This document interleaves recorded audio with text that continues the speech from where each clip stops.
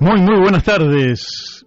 Viernes 24 de septiembre de 2021, siendo las 17 horas y 2 minutos, le damos la bienvenida a todos a La Brújula por Radio La Luna, AM 1140. En estos viernes, que es como decimos siempre, ¿cuándo empieza el fin de semana?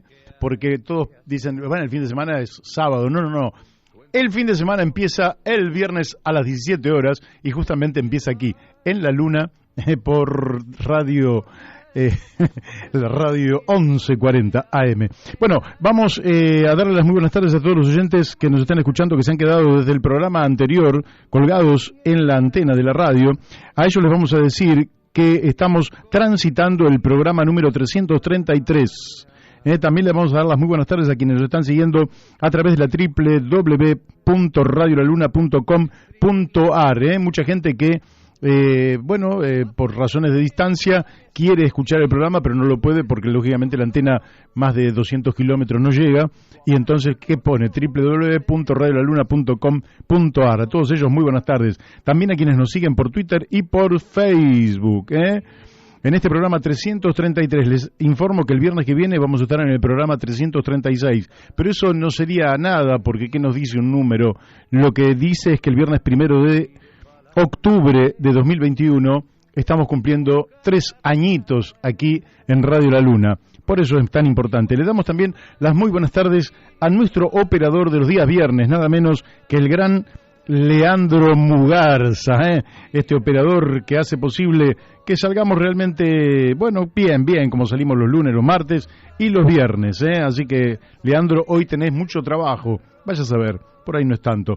Le vamos a dar las muy buenas tardes también a Daniel Pérez, el inventor del canal de YouTube La Brújula en la Luna, Daniel Pérez es el que ha creado este canal que crece, es una tortuga que avanza y realmente toda la semana tenemos nuevos seguidores de ese canal de YouTube. Y le damos las muy buenas tardes también a Miguel Pascuale. Miguel es el que le ha dado a ese canal de YouTube, La Brújula en la Luna, el carácter de parloteca. Y mucha gente lo ha adoptado como la parloteca, a partir de la cual usted, en lugar de recurrir, por ejemplo, a un libro, en una biblioteca, recurre a algo que ha dicho alguien en este programa, porque este programa básicamente se sostiene, no en esta introducción que estoy haciendo yo, sino básicamente en las entrevistas, algunas de las cuales son políticas y quizás sean de coyuntura, pero la mayoría de las entrevistas tienen un carácter mucho más trascendente y entonces tienen una vigencia que va más allá del horario en el cual se emite la noticia, que después va a ser tapada por otra noticia, no.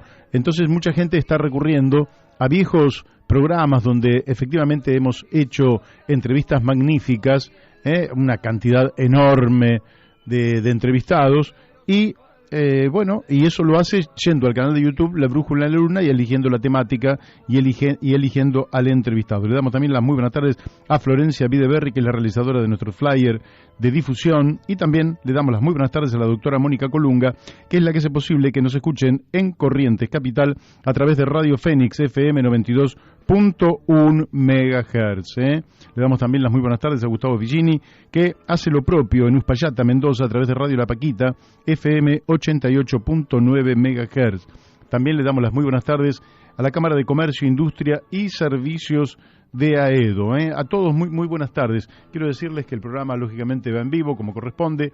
Estamos en el Palomar, donde la temperatura ambiente es de 18 grados centígrados, una temperatura extraordinaria, con un buen sol para ser las 5 de la tarde. El cielo está prácticamente límpido, sin nubes, por lo menos aquí. Apenas llegué hace unos minutos atrás, estaba realmente un cielo bellísimo, no existen probabilidades de precipitaciones, la humedad es del 54%, el viento va a 21 kilómetros por hora. Bueno, eso habla de un día realmente muy interesante. Y claro, usted se preguntará, Masitelli, si ahora empieza el fin de semana, cuéntenos un poquito hasta dónde llega el fin de semana y qué es lo que va a pasar desde el punto de vista climático. Bueno, le digo que el fin de semana para nosotros empieza el viernes a las 17 horas y termina el lunes a las 8 de la mañana, cuando ya empiezan de nuevo las obligaciones de la semana, lo que no quiere decir que durante el fin de semana no tengamos un conjunto muy importante de otras obligaciones, que tienen que ver, bueno, con todo tipo, pueden ser laborales, laborales, pueden ser familiares, en fin. Pero de todas maneras el fin de semana siempre tiene esa particularidad de que se lo puede disfrutar un poquito más. Entonces vamos a lo que puede ser ya no la temperatura del viernes, que realmente va a terminar muy lindo, sino que va a pasar con el sábado. Según dice el pronóstico, el cielo va a estar de nuevo límpido, transparente, con un sol a pleno. La temperatura máxima va a ser de 21 grados y la mínima de 12 grados, ¿eh? Y para el día domingo ni hablar, va a subir un poco más la temperatura, se va a mantener la mínima en 12 grados, pero la máxima va a ser de 26 grados. Después para el lunes vamos a tener un pequeño descenso, va a volver más o menos a la temperatura de hoy, entre los 19 y los 12 grados. Realmente espléndido, ¿eh? Hay que disfrutarlo, hay que saber disfrutarlo, hay que prepararse para poder saborearlo, para poder recrearse, para poder, estar con los amigos, con la familia, para poder hacer aquellas cosas que tenemos retrasadas, observar si queremos ver algo en la televisión. Hoy nos ofrece una cantidad enorme de cosas. Si tenemos algún libro atrasado que no hayamos podido ver, o si queremos, en definitiva, después de tanta pandemia, de tanto encierro, que yo no sé si en los últimos meses fue tanto, pero de todas formas queremos salir a pasear un poco, queremos distraernos, queremos alejarnos un poco de casa. Para todo eso nos sirve el fin de semana, de manera tal que las condiciones climáticas vienen mejorando aceleradamente y es un fin de semana que hace honor al inicio de la primavera, que es lo que más nos interesa. Bueno, usted se preguntará quiénes son los invitados de hoy, Bueno, los invitados de hoy tenemos varios invitados. En primer lugar tenemos al ex vicegobernador de la provincia de Buenos Aires, Gabriel Mariotto. Con Gabriel Mariotto vamos a estar hablando, de una cantidad de temas que yo creo que son de interés porque, pertenece a la fuerza que es el oficialismo, tiene un punto de vista crítico, si ustedes quieren, en algunos aspectos, y nos gustaría saber si eso es realmente algo cualitativamente distinto a lo que es el oficialismo y por dónde transita el oficialismo y la lógica del oficialismo, o son simplemente matices dentro de la fuerza de gobierno. Pero hay algunos reclamos que vamos a estar hablando con él. En 5 o 6 minutos ya vamos a estar hablando con Gabriel Mariotto. Después vamos a estar hablando con nuestros amigos Carlos Matos y Rodrigo Romera. Es interesante porque con ellos van a desarrollar, yo no sé si algunos vieron la película Una mente brillante, que se llama sobre John Forbes Nash, que es uno de los hombres cúspide en la matemática de unos 70 años atrás, aproximadamente 60, 70 años atrás, donde el tipo desarrolla en la teoría de los juegos una mirada que va a ser absolutamente trascendente, porque en general las miradas, lo que no quiere decir que no hubiera antecedentes de su propio análisis matemático y de las probabilidades del juego y de cómo en situaciones de digamos, donde parece que hay intereses contrarios, por ejemplo, cómo puede dar un resultado ganar-ganar. Es decir, cómo yo, en lugar de pelearme con usted, con mi imaginación le digo, ¿por qué no hacemos esto y ganamos ambas partes? Esto era muy importante, sobre todo en la etapa de la Guerra Fría, donde dos grandes potencias confrontaban y nos mantenían a todos ahí al filo de lo que podría haber sido una guerra nuclear que hubiera dado por tierra con la existencia de la humanidad. Pero lo cierto es que este pensamiento es un pensamiento que sirve para el empresariado, sirve para los trabajadores, sirve en situaciones diversas y también sirve para la relación que puede haber entre las personas que tienen cierta discapacidad y quienes, sin esas discapacidades, van construyendo una cantidad de barreras para ellos donde efectivamente lo que se abre es una grieta donde algunos ganan pero otros pierden. En cambio, ¿cómo se puede esto replantear en términos de ganar-ganar? Es bastante interesante. Después vamos a estar hablando con el fiscal general de Tucumán, Antonio Gustavo Gómez, porque él, realmente obtuvo un fallo que me parece muy importante, porque las condiciones de detención en nuestras cárceles distan de ser las que corresponden, y no solo incumplen aquel mandato constitucional, que las cárceles no son para castigo, sino que son un peligro para la salud de los internos, un peligro para la salud. Y quien está allí, lógicamente, como todos, como el 100% de los seres humanos, tienen derechos, y un Estado de Derecho, como el que empezamos a construir a partir del 10 de diciembre de 1983, ya consolidado, tiene que, lógicamente, poner a resguardo la salud de quienes van a la cárcel. Finalmente vamos a estar hablando con Laura Deriu, desde Plaza Congreso, nos va a relatar sobre la movilización ecologista en favor del planeta. ¿Puede ser que tengamos a alguien en el teléfono? No. Entonces rápidamente vamos a ir al contacto con Gabriel Mariotto, para poder ya iniciar el programa en el día de hoy. De manera que las cuestiones más importantes, los 4 bloques del programa, son los que les acabo de mencionar, y también les puedo decir que seguimos en el marco de la elección, porque así como algunos dicen no hubo una primera y segunda guerra, sino que es una sola etapa, uno puede decir que en la Argentina la elección tiene unas PASO y después tiene una elección definitiva, pero en realidad es todo un largo proceso electoral que empieza antes de las PASO y concluye, en nuestro caso y en el año particular 2021, el 14 de noviembre, donde vamos a la elección general. Estamos en ese marco, y lógicamente que lo que se discute tiene mucha seriedad, porque es nada menos que la forma en que los argentinos vamos a afrontar nuestro futuro. De manera que, bueno, me parece que se nos va a superponer un par de llamados, pero en todo caso que Ariel nos llame dentro de un rato. Ya estamos en contacto con Gabriel Mariotto. Hola, Gabriel, buenas tardes. ¿Qué tal, Mario? Buenas tardes, muchas gracias por la comunicación. Bueno, no, el agradecido soy yo que hayas aceptado esta entrevista, que para mí es un gusto, porque, en fin, te conozco porque sos un hombre público, y realmente tenía interés en poder hacerte algunas preguntas, algunas más de coyuntura y otras un poquitito más trascendentes, de manera que, si te parece, empezamos de lo particular y nos vamos después extendiendo un poquito a lo general. Con todo gusto. Bárbaro. Bueno, lo primero que me gustaría es que me dijeras cómo lees lo que ocurrió el 12 de septiembre en las primarias abiertas, simultáneas y obligatorias. ¿Cómo ves que una fuerza que efectivamente hace menos de 2 años ganaba en forma categórica la elección ha disminuido su caudal electoral fuertemente? Bueno, y eso ha traído a colación un cimbronazo cuyos efectos estamos viviendo en estos días, y me gustaría saber cuál es tu lectura sobre este proceso. Seguramente son múltiples causales. Desde Compromiso Federal, que es el espacio que yo integro y que forma parte del Frente de Todos, venimos alertando o impulsando algunos aspectos en la construcción de este frente. Por supuesto, hemos sido absolutamente desoídos, pero tiene que ver con el origen incluso del Frente de Todos. Algunos aspectos que para nosotros son centrales.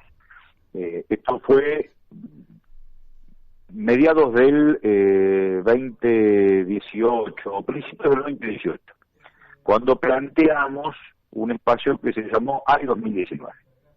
Ese encuentro en La Pedrera, que fue un grito de rebeldía, porque en el 2019 surge cuando Macri impulsa el pacto fiscal, y la totalidad de los gobernadores, salvo Alberto Rodríguez, firman el pacto fiscal.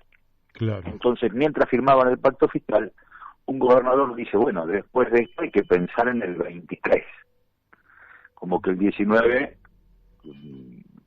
deuda con el fondo, más pacto fiscal, era atado para el macrismo, como que el 2019 estaba descontado que Macri iba a seguir 4 años más. Y una gobernadora de Tierra del Fuego le dice al gobernador de Córdoba, que había dicho hay que pensar en el 23. El 23, qué optimista que sos. Como que había macrismo por muchos años, y eso dicho por gobernadores supuestamente del espacio del panperonismo, por ejemplo, de alguna forma. Sí, sí. Entonces nosotros impulsamos un grito de rebeldía que es AI 2019, de no resignación.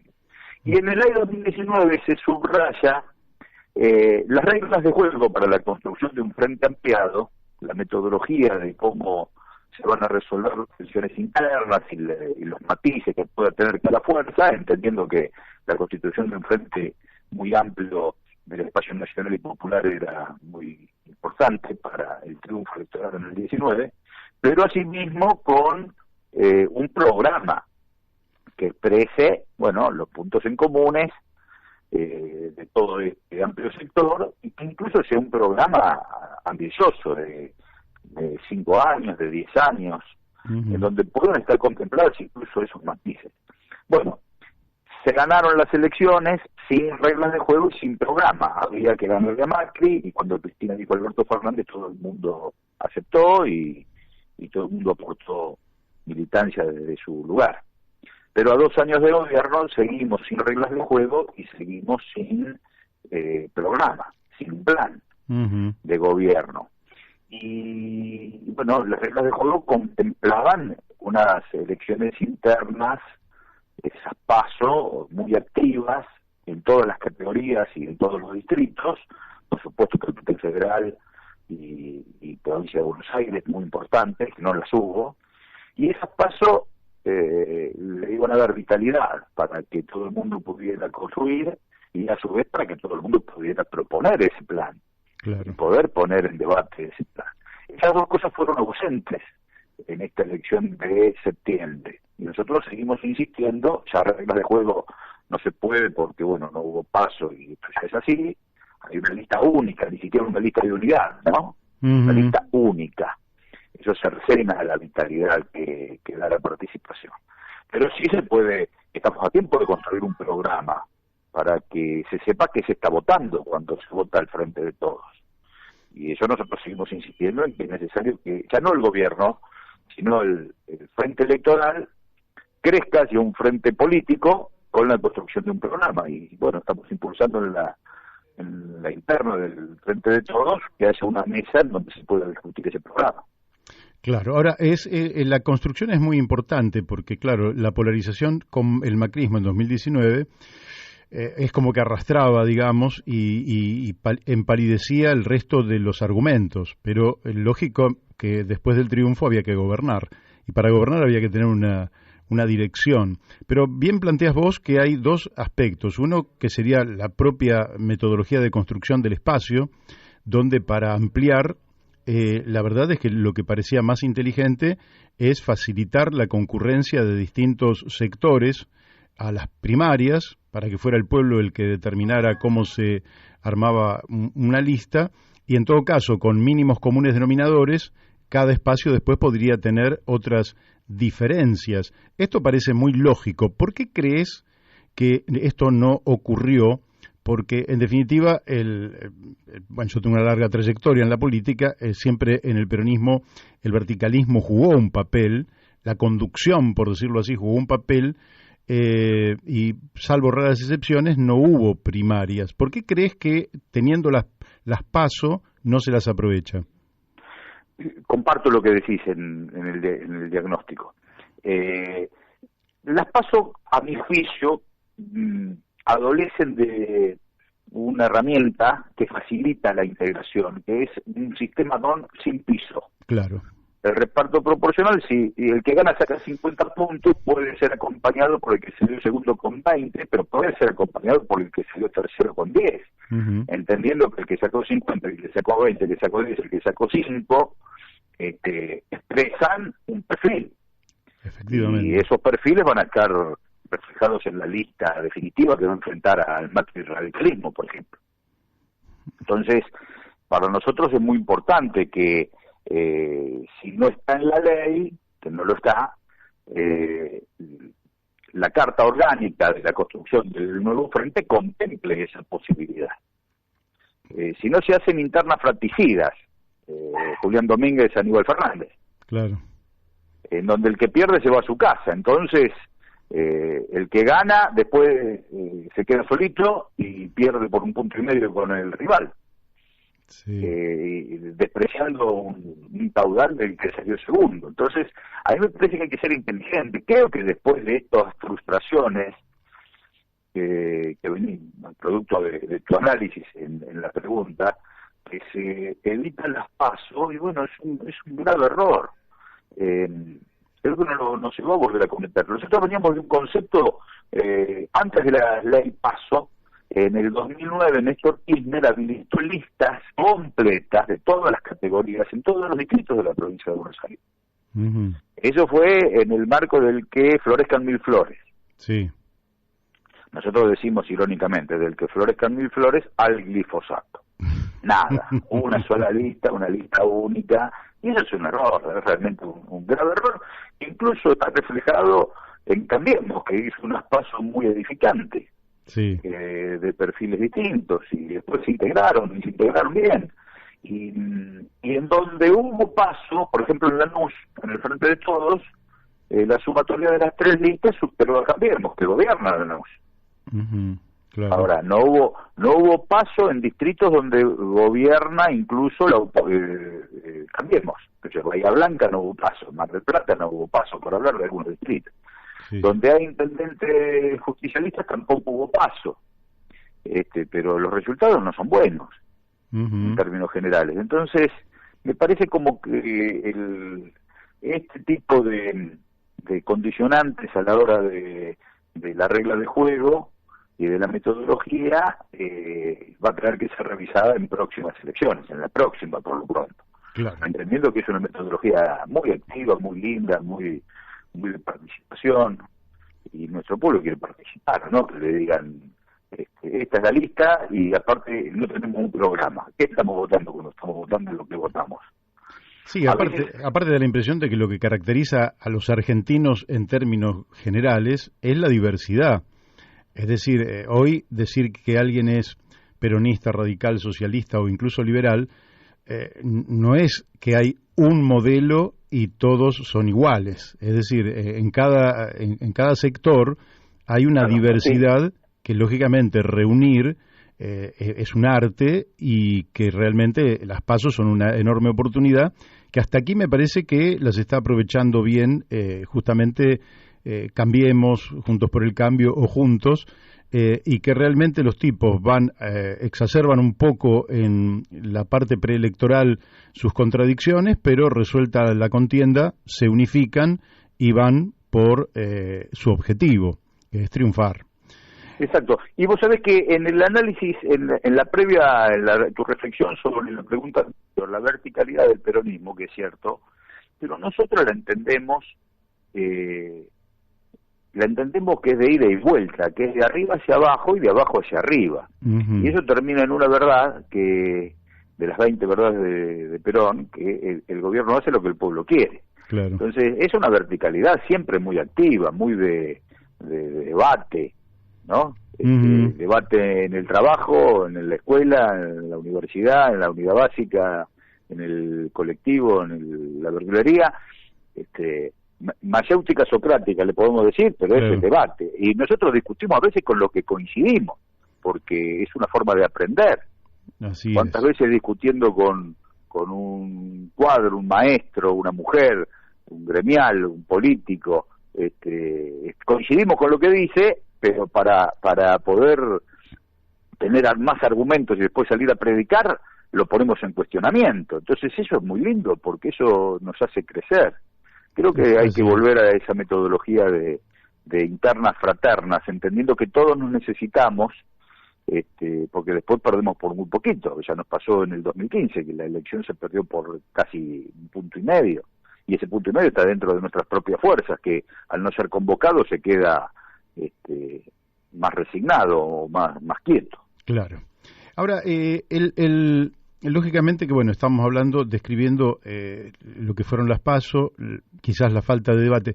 El diagnóstico, por tanto, queda circunscripto a quienes ganan la elección, pero en realidad tampoco sabemos con mucha claridad cuál es el diagnóstico, porque aquí, lógicamente que desde el punto de vista de la efectividad electoral, asignarle todas las responsabilidades a un nombre y apellido resulta sencillo, por decirlo de alguna manera, porque entonces todas las responsabilidades la tiene fulano o la tiene mengano, y de esa manera se hace una comprensión sencilla. Pero nosotros sabemos que las cosas son más complejas, es decir, que una persona puede haber actuado muy mal. Por ejemplo, nosotros tenemos una opinión absolutamente crítica del gobierno de Mauricio Macri, pero no justifica esos 4 años todos los males que padecemos los argentinos. ¿Con qué diagnóstico llega, más allá de la negación a Mauricio Macri, con qué diagnóstico llega al Frente de Todos? Y vos decís no hay programa, pero ¿con qué lineamientos llegan al 2019? ¿Y cómo vos ves que se transita esta etapa? Porque voy al tema de lo que dice Daniel Goyan. Daniel Goyan dice una cosa que a mí me sorprendió, porque él dice con un poquito más de plata en el bolsillo, la foto de Olivos hubiera pasado medio inadvertida. Pero a mí me parece que es una forma muy superficial de plantearse la potencial resolución de los gravísimos problemas estructurales que tiene la Argentina. Queremos un poquito más de plata en los jubilados, en los asalariados, pero además queremos resolver los problemas estructurales que nos están afectando desde hace tanto tiempo. ¿Cómo ves eso vos? Bueno, yo veo que los 4 años de Macri fueron de tanto padecimiento que había que ganar o ganar. Y bueno, se ganó. Por eso en el Frente Nacional y Popular todo el mundo aportó lo suyo. Pero creo que se inició una etapa que hay que revertir. No sé si estoy acertado, es una aproximación al problema. Es como que terminamos siendo un antimacrismo y no lo que somos. Claro. El antiperonismo siempre se calificó o se consideró sin banderas propias, sino que se oponían al peronismo, con todas sus desprolijidades, con las desprolijidades del caso. Se oponían al peronismo. Y nosotros a veces nos oponemos al macrismo, con todas las desprolijidades del caso, pero no estamos en condiciones de establecer un programa. Yo creo que sí. Ahí es donde hay que poner blanco sobre negro. Por ejemplo, el presidente le dice en el debate a Mauricio Macri, usted y sus amigos van a tener que dar explicaciones por la deuda externa. Bueno, nosotros interpretamos, teníamos in pectore que iba a haber una auditoría de la deuda. Efectivamente. A partir de ese debate. Bueno, no lo hubo. Entonces es necesario tener un programa. Muchos compañeros, amigos de nuestro espacio y compañeros en el frente, dicen, no, pero las cosas no hay que decirlas, hay que hacerlas. Yo estoy de acuerdo que las cosas se deben hacer, por supuesto. Ahora, si no se dice y se legitima con el voto popular, después aparece otra palabrita capciosa que es la gobernabilidad, y en honor a la gobernabilidad y a la correlación de fuerzas no se llevan adelante las acciones, porque no están legitimadas por el voto popular, porque no se dice lo que se va a hacer. Entonces yo creo que hay que cambiar esa metodología, decir lo que se va a hacer, poner a consideración lo que se va a hacer en la elección, y con esa legitimidad salir a llevar adelante las políticas de transformación. No tener in pectore, bueno, vamos para allá, y bueno, más o menos vamos por ahí. No. ¿Qué hacemos con comercio exterior? Esta ida y vuelta de Vicentín subraya que, bueno, no está resuelto o advertido cuál es el rol que tiene que tener el Estado, que alimenta a 450 millones de habitantes. Háblese de puertos, hidrovía, flota fluvial, flota mercante, me pregunto, puertos, bueno, aduana. Estos temas hay que establecerlos en un programa, como eran antes las plataformas de los partidos políticos. Absolutamente, no se entendería por qué las diferencias si no hubiera programas. Exacto. Porque sería cuestión de personas, entonces, no sería un problema programático. Por otra parte, el hecho de que no se le diga al enemigo lo que se va a hacer es, en definitiva, una falacia, porque el enemigo sospecha que si hay un conflicto de intereses, por ejemplo, en el tema de la deuda, porque la deuda, nosotros tenemos una deuda ficticia. En la Argentina no se conoce un solo hospital, una sola escuela, un kilómetro de ruta que se haya hecho sobre la base de la deuda. Es una deuda ficticia para saquear a la Argentina, lógicamente, y dominarla políticamente, de manera que el enemigo sospecha que cualquier gobierno popular algo podría llegar a ser, de manera que parece siempre mejor legitimarse y decir qué es lo que se va a hacer, aunque en el tema de la deuda, la democracia argentina, próxima a cumplir 38 años, tiene una deuda con su pueblo que es tremenda, porque efectivamente, como vos bien decís, nunca se auditó. De la misma manera que no se discute el comercio exterior, y de la misma manera, te pregunto, la Ley de Entidades Financieras de febrero de 1977, ¿cómo puede ser que no se haya discutido hasta aquí? Bueno, es una debilidad total, ¿no? Lo mismo que no se hayan avanzado en la reflexión sobre servicios públicos. Uh-huh. Y mucho más con pandemia, ¿no? Porque la pandemia obligaba a tomar decisiones de fondo. Cuando dicen, no, la pandemia, si hay proyecto definitivo, claro, y rumbo, bueno, la pandemia también, en honor a la pandemia, porque tenemos que seguir pagando tarifas en dólares, por más que ahora estén congeladas, pero congeladas en dólares. Claro.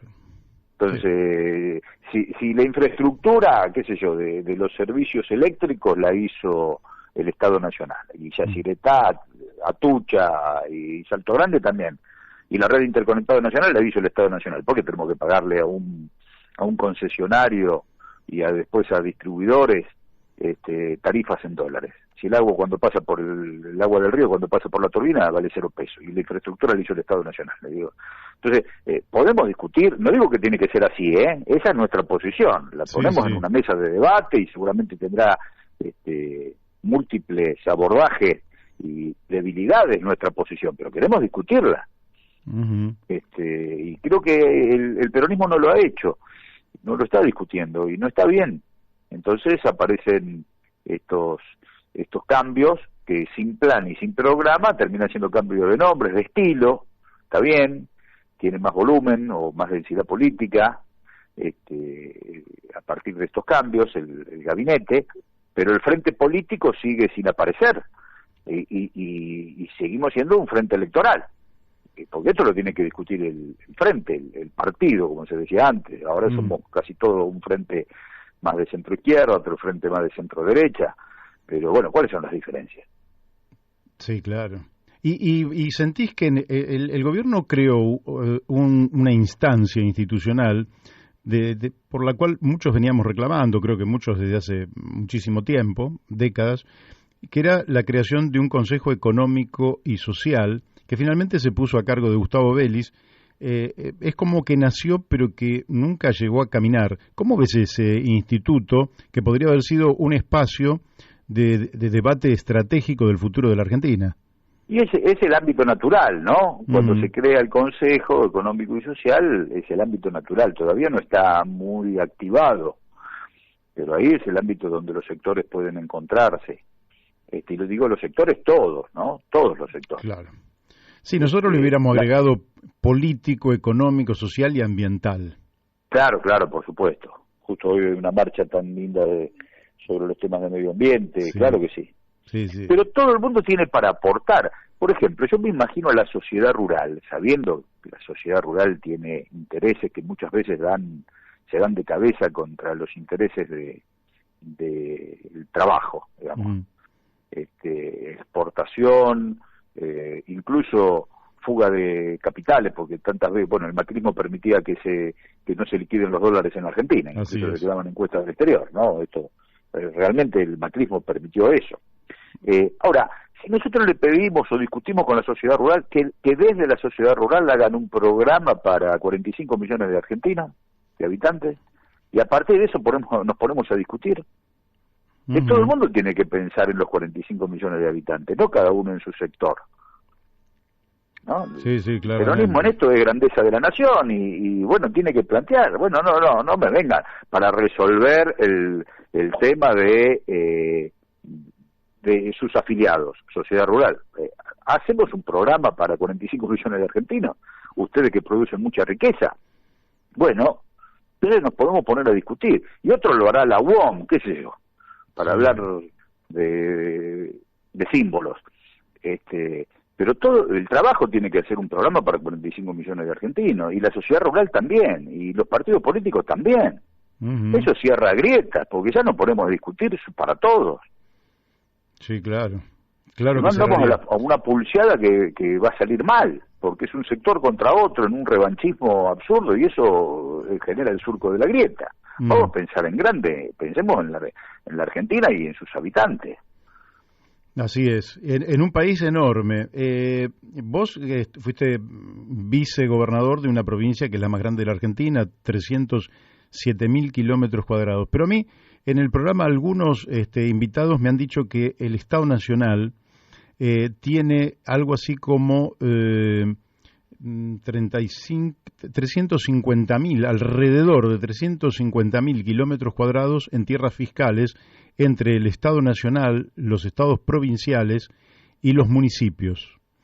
¿Por qué pensás que no hay en la Argentina un debate, dado lo que vos acabás de señalar, para la colonización u repoblamiento, vamos a decirlo, si no queremos colonización, porque la palabra remite a situaciones históricas que no son simpáticas para nosotros, pero la relocalización de grandes franjas de nuestra población que pueden ir a lugares excelentes de la Argentina, que pueden tener un vínculo y un arraigo con la tierra muy especial, que pueden producir alimentos, que pueden producir alimentos de calidad. ¿Por qué pensás que ni siquiera se debate eso en un tiempo histórico donde, por ejemplo, el conurbano tiene tantos bolsones de pobreza, de gente viviendo en zonas que no son las adecuadas porque son zonas bajas, con viviendas absolutamente precarizadas, sin los servicios necesarios? ¿Por qué pensás que no se debate eso en la Argentina? Digo, se debate en algunos ámbitos, Ajá. pero no se debate en grandes ámbitos, es cierto lo que vos planteás. No hay política demográfica, gravísimo error. No está en las pantallas de televisión, las políticas demográficas. Digo que hay, yo tengo un gran afecto por Alberto Rodríguez Sá y tengo una gran admiración a las políticas de San Luis. En San Luis, por ejemplo, La Punta es una ciudad diseñada y creada para la educación, no estaba. Claro. Lo mismo Juana Colay, los mismos los barrios, de la nada, no hay nada, hay campo, de repente hay una ciudad. ¿Por qué? Porque la urbanización la hace el Estado Nacional, no las inmobiliarias. Cuando en la provincia de Buenos Aires, Gran Buenos Aires, Ruta 6, digamos, el círculo de la Ruta 6, La Plata, Luján, Zárate, para adentro, para la ciudad autónoma de Buenos Aires. Ahí lo diseñan todas las inmobiliarias. Entonces, no se lleva la cloaca, no se lleva la luz, no se lleva el teléfono, no se lleva internet, no está el gas. Entonces, si nosotros esos terrenos fiscales o los terrenos que pueda comprar el Estado provincial, el Estado nacional, el Estado municipal, entre la 6 y la 41 de Gran Buenos Aires, el segundo cordón, tercer cordón, ahí hay que desarrollar con cloacas, con escuelas, con fábrica, con polideportivo, con plazas, con hospital. Ahí hay que desarrollar los barrios, por supuesto. Las políticas demográficas son centrales. ¿Se pueden hacer? Claro que se pueden hacer. ¿Hay condiciones objetivas para hacerlo? Por supuesto, lo debemos hacer. La desconcentración del conurbano es imprescindible, por una cuestión de que esto está... digo esto, yo vivo en Lomas de Zamora, en Lavallol. Está explotado en términos de hacinamiento. Entonces, y está toda la tierra para hacerlo, claro que hay que hacerlo. San Luis lo hace, lo planifica. En esa falta de planificación está la imposibilidad. Ahora, ¿por qué entonces hermanos y hermanas del país o de la América Latina que llegan al Gran Buenos Aires tienen que estar condenados a una vía o a un arroyo para poner su casa ahí? Sí, claro, es una locura. Es una locura teniendo tanto porque territorio. el diseño lo hace la inmobiliaria. Así es. Y no lo hace el Estado. Y tienes razón que no está en el debate, porque no aparece en las pantallas de televisión, entonces como si no existiera. Bergoglio, cuando era cuando era Bergoglio, antes de ser Francisco, planteaba el tema de políticas demográficas. Yo creo que es imprescindible volver a una gran política demográfica para desarmar esta bomba con delay que es el conurbano. Uh-huh. Así es. Pero con intervención y con una planificación público-privado, con fábricas, con parque industrial, con trabajo, más con la gran oportunidad que nos da el mundo digital ahora. Así es. La gran oportunidad que nos dan las ciudades, lo que antes se llamaban ciudades satélite, digamos, son ciudades nodo, donde se puede trabajar desde el home office, como dijimos en pandemia. Claro. Hay mucho trabajo para hacer. Ahora, tenés que dar una internet buena ahí, sí. La inclusión social y digital es una gran excusa para planificar esa política demográfica que tanto necesitamos. Sí, claro, y además una política también de logística, por decirlo de alguna manera, de viviendas, porque lo que hace San Luis también es mantener activa su economía. El Estado Nacional y los estados provinciales, con un excelente plan de viviendas que den lugar, digamos, a ir satisfaciendo ese déficit habitacional tan lejano que tenemos, donde cada vez es más gente, eso sería revitalizar absolutamente la economía, todos los gremios. Gabriel, no puedo dejar de preguntarte por la cuestión de los medios, porque vos sos un hombre especialista en esa materia. Uno tiene una mirada desde la propia experiencia, no tanto como periodista, sino yo como militante político, ¿verdad? Donde efectivamente observás, yo por lo menos observo la manipulación que se hace de la información, que yo creo que tiene por un lado un lado de naturaleza comercial, utilizar la información como una mercancía y tratar de venderla al mejor precio, pero por otro lado la manipulación de qué es lo que pasa, lo que no pasa, lo que se visibiliza, lo que se invisibiliza. ¿Cómo pensás, en qué situación crees que estamos respecto a la potencial democratización de los medios de comunicación? Estamos peor que cuando vinimos de España, diría el dicho popular, porque estamos peor que cuando iniciamos el debate por la ley de servicios de comunicación audiovisual, claro. Porque ahí se ponía en palabras este problema que vos escribís también, lo que se invisibiliza, lo que se visibiliza, el monopolio, ¿no? El claro. monopolio tiene ese poder de censura, porque se queda con la voz que le corresponde al resto. Eso lo dice la Declaración de Principios de Libertad de Expresión del Pacto de San José de Costa Rica. El monopolio es una forma de censura y se hizo una ley de servicios de comunicación audiovisual que se discutió en foros, que la impulsó el Ejecutivo cuando lo envió Cristina, que se debatió en el Congreso y que después una audiencia pública en la Corte. O sea, le dio una legitimidad también enorme. Y después no se aplicó, y después que no se aplicó vino Macri, y después Macri hizo no solo el primer decreto que firmó como presidente, sino después otro decreto que permitió la fusión de Telecom con Cablevisión. Claro. Exacto. Y eso le dio como una legitimidad, insisto con esa palabra, porque tiene derechos adquiridos, ya funcionó, consensuado, así, fundido, una empresa con otra. Entonces, esos derechos adquiridos impiden que dos decretos vuelvan para atrás lo que firmó Macri y que no se pueda activar la ley de servicios de comunicación audiovisual tal cual la conocimos. O sea que hay que plantearse una nueva ley. El presidente, Alberto Fernández, no estuvo de acuerdo con el tratamiento de la ley y tampoco está de acuerdo ahora.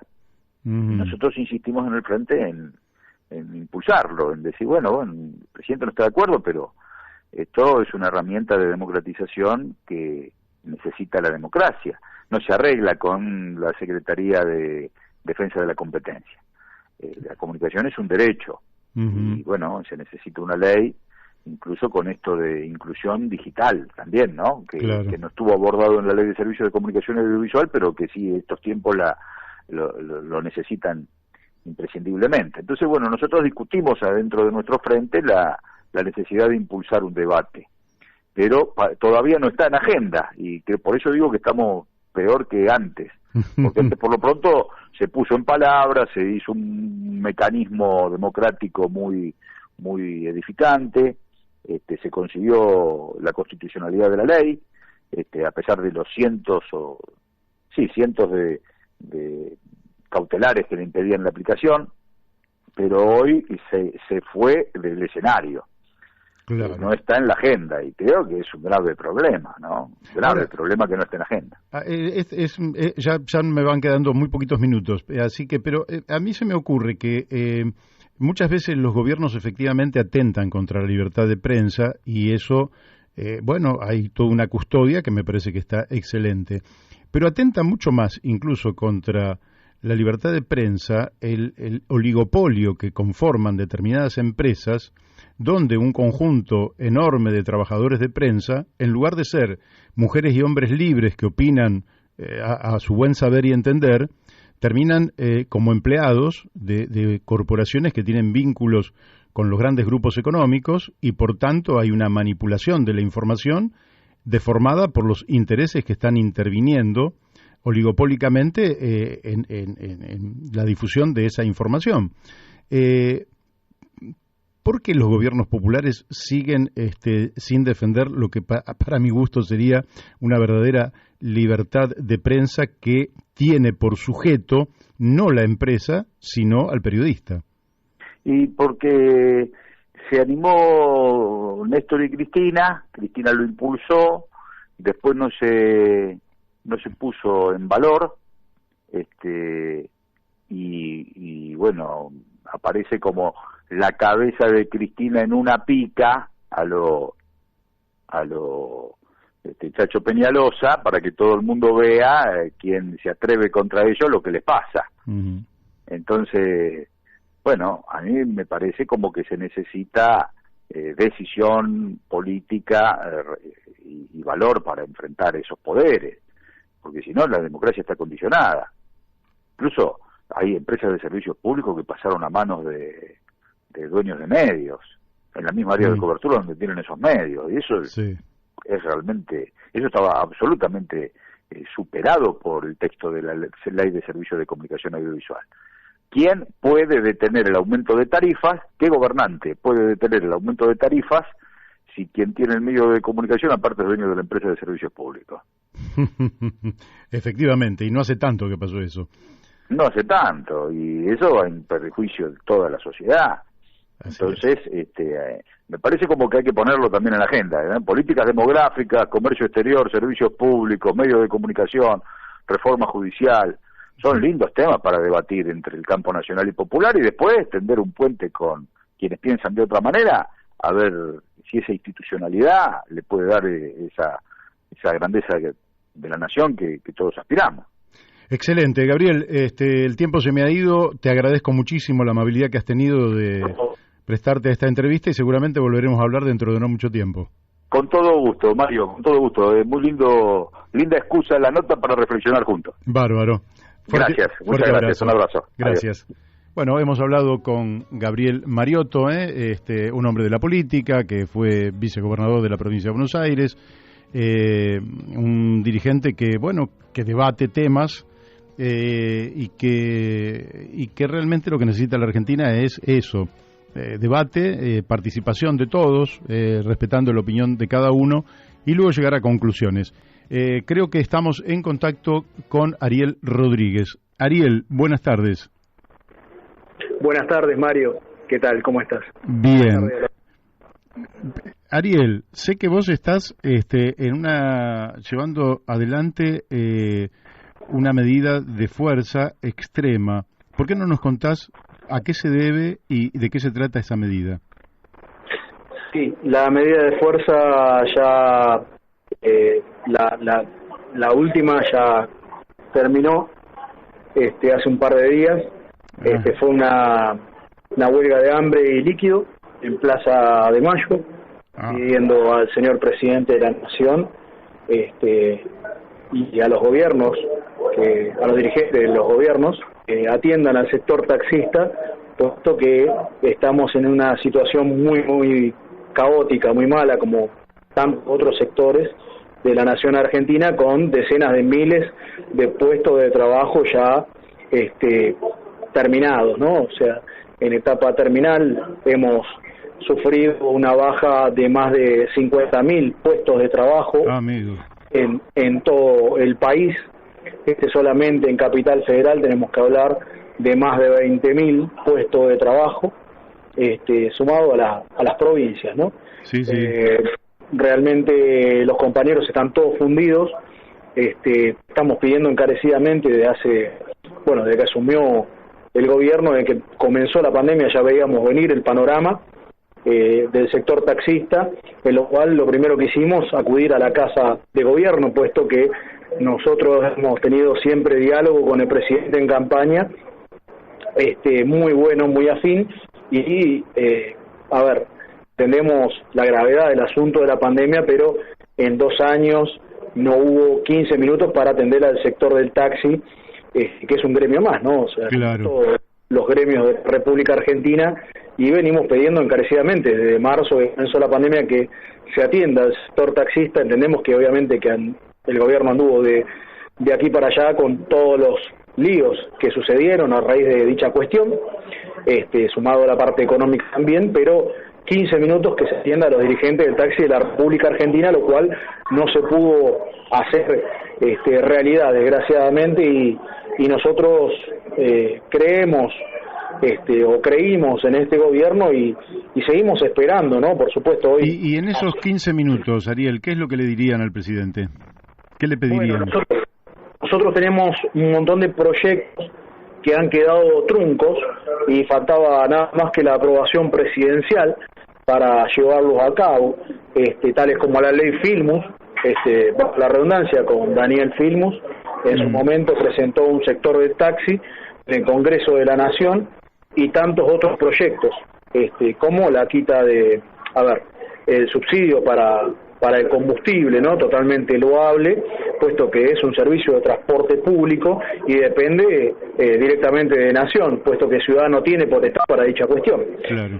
Creo que eso daría un aire para, nosotros, las unidades son para servicio de transporte público, no son, si bien el ciudadano merece pasear con su auto y está muy bien que tenga un auto, pero nosotros es nuestro trabajo, sin el auto no podemos trabajar, entonces necesitamos unidades en condiciones para dar un servicio público de calidad para el ciudadano, y obviamente el sustento para nuestros hogares. Es un complemento de una acción de servicio de transporte público, ¿no? Que es trabajo genuino para los compañeros.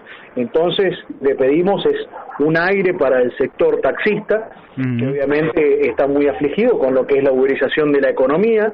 La uberización de la economía no es un problema solamente del taxi, pues que genera directamente inflación, o sea, lo pagan todos los ciudadanos de la República Argentina cuando van a comprar un paquete de fideos o un paquete de cigarrillos o lo que fuere, o el combustible. Todos los días están pagando ese costo de tener la evasión, no solo la evasión de impuestos, sino también la fuga de capitales al exterior, ¿no? Es un problema de todo el país, es realmente como echarle nafta al fuego, creer que esa es la solución.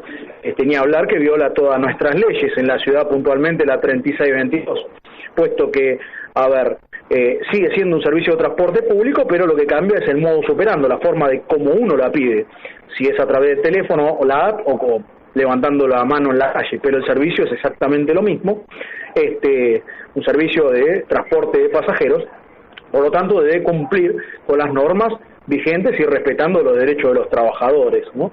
Y ahí vamos directamente a lo que es la Constitución Nacional, el artículo 14 bis, la ley 23.551, todas pasadas por alto por estas empresas que no invierten absolutamente nada porque usufructan el capital de la persona que pone, obviamente, valga la redundancia, el automóvil para trabajar en dicha cuestión, o sea, no invierten nada más que en publicidad.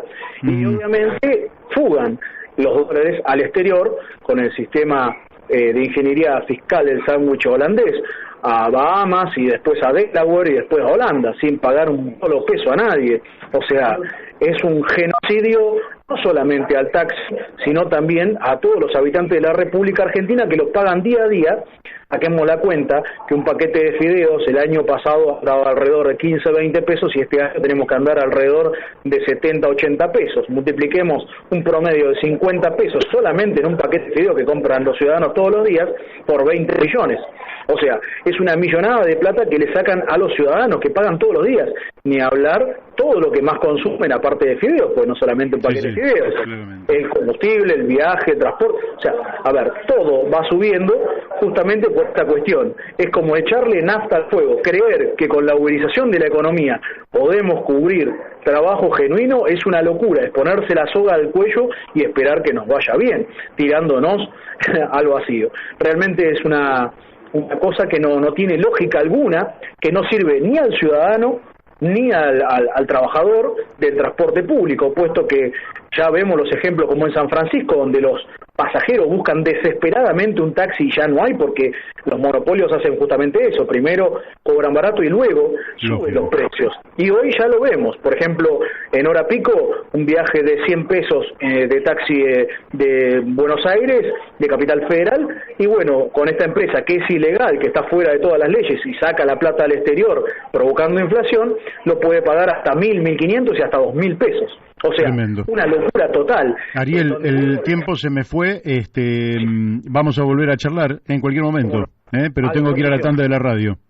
Muchísimas gracias, Mario, y un gran saludo, un cálido abrazo, y viva la patria. Y el tema del taxi es un tema nacional realmente que debe ser tomado porque vienen por los derechos de todos los ciudadanos. Perfecto, vamos a volver a tomarlo, vamos a hablar contigo. Te mando un fuerte abrazo.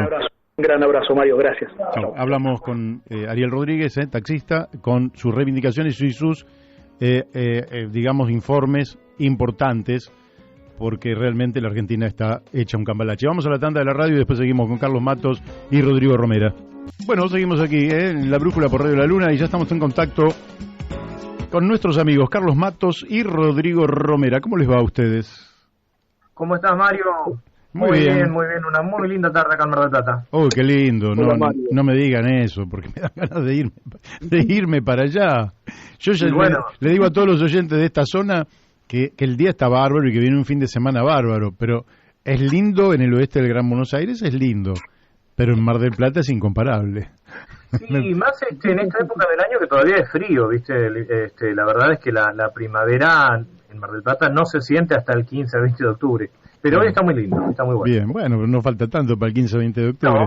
No, en cualquier momento. Ya lo tenemos. En cualquier momento me voy para allá. Cómo me gusta el mar, cómo me gusta la playa. En fin, bueno, ustedes han planteado un tema muy, pero muy interesante. Primero les preguntaría quién es John Forbes Nash, porque no todos saben sobre su biografía, ni todos vieron esa película extraordinaria que se llamó Una mente brillante. ¿Por qué no nos cuentan un poquito quién fue y después vamos al tema de fondo? Bien, en principio este tema nos había quedado pendiente antes de las PASO. Yo no recuerdo si a partir de la participación de personas con discapacidad en distintas esferas y de los aportes que personas destacadas han hecho a la humanidad, ahí salió el tema de Nash. Después, bueno, las circunstancias hicieron que lo dividiéramos para ahora, pero podemos decir así, en principio, que John Nash fue un estadounidense, nacido en 1928, que empezó a estudiar química. Era una persona muy retraída cuando niño, según dicen las crónicas. Y que, bueno, cuando nació fue bautizado en la iglesia episcopaliana norteamericana. El padre era ingeniero, la madre era profesora, y era una persona muy reconcentrada. Y empezó a quería estudiar química, pero después se volcó hacia la matemática. Y bueno, vivió además en una época que es necesario marcar, que fue la época de la Guerra Fría, es decir, cuando él estaba estudiando, él estaba finalizando la Segunda Guerra Mundial, y después, bueno, con Truman, vino esta división, anteriormente, por supuesto, ¿no? La división de Yalta y demás, pero con Truman se incrementó lo que fue la Guerra Fría, y además inclusive se menciona en la película, que después vamos a hacer referencia, a McCarthy, ¿no? Claro.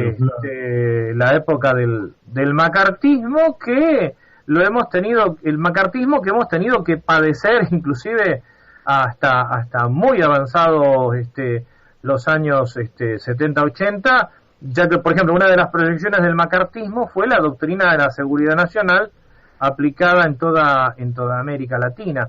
Esto es para poner en contexto en el momento en el que aparece John Nash como estudiante. ¿Y por qué lo del macartismo? Porque era una especie de paranoia generalizada el macartismo también. ¿No?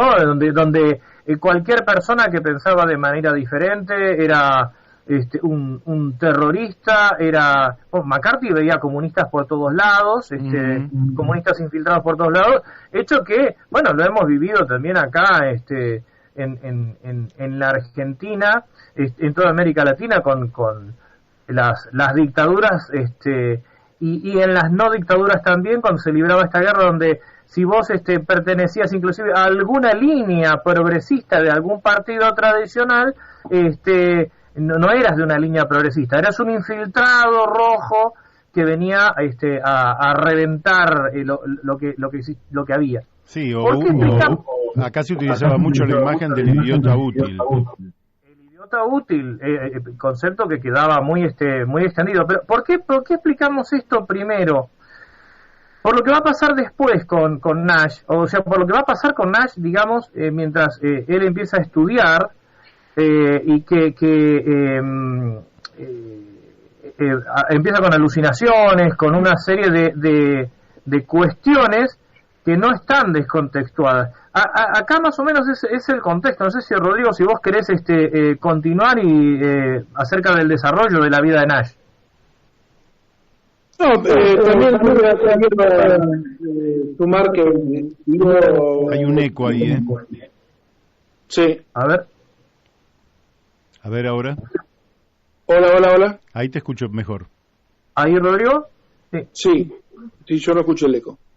Ahora está bien. Que estudió filosofía, que jugaba al fútbol, que estudió en la Universidad de Carnegie Mellon, que tuvo un tardío reconocimiento ya entrado en su discapacidad, que fue el título el premio Nobel en Ciencias Económicas, que fue recién en 1994, cuando él ya era un destacado profesional en 1948, ¿no? Claro. Ahora está bien, esta es la personalidad destacadísima, termina con un premio Nobel, un hombre que fue adquiriendo esa discapacidad. Ahora, hay un principio que tiene que ver en la teoría del juego, de ganar. Yo algo había dicho al comienzo, pero me gustaría, que no sé si ustedes lo pudieron escuchar, pero me gustaría que ustedes desarrollen este concepto, porque en general había una idea de una relación a veces de suma cero. Es decir, suma cero quiere decir que hay 100 pesos en disputa y solamente uno, o nos quedamos 50 y 50, o uno se queda con todo el billete, el otro, de manera tal que el peso que gana uno lo pierde el otro. Pero hay otro concepto, que es que pueden ganar los dos, pero es un concepto dinámico. ¿Por qué no hablan de esto?